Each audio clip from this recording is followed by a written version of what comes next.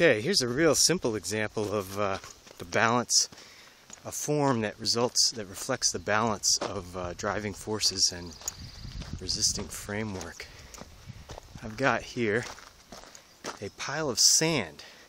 Now look at that nice smooth slope, that nice angle. I think that angle is around 30 to 40 degrees, somewhere in there. And that's the typical, what we call the angle of repose for sand. Based on the size of the grains and their general shape, that sort of thing, they tend to assume a certain slope just with gravity pulling down on them and their tendency to roll down or catch, stop rolling, whatever that is. That's called an angle of repose, and so that's why you get piles always have a certain shape. The thing I wanted to show you most in this little gravel bank is what we see below the surface.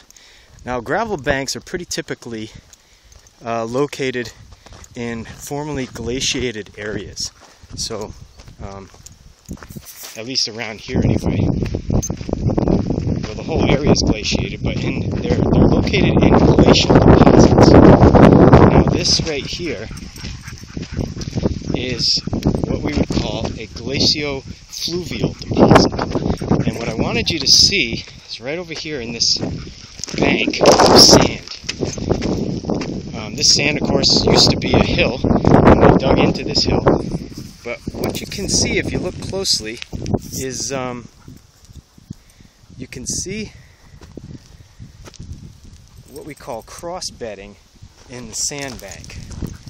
Let me see if I can get closer to this, show you. There we go.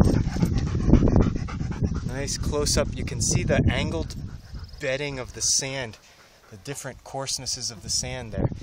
That is actually the structure that you would see if these were giant ripples in a giant river.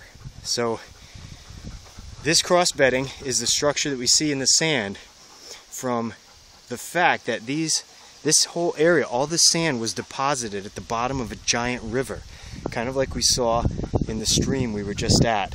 So these were actually ripples at one time, and you can kind of get that feeling if you look at this,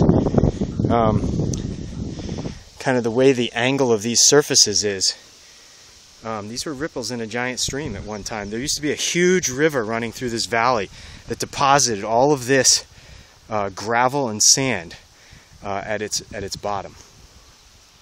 And that was during glaciation or immediately after glaciation.